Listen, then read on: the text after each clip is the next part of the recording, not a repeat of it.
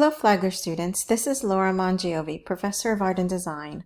I am offering a J-term flagship course entitled Examining the Histories and Current Practices of Child Separation. The course is inspired by Ashley's sack, a mid-1800s cloth sack embroidered with text. Embroidered by Ashley's descendant, the sack tells the story of an enslaved mother packing items for her daughter, Ashley, who was to be sold.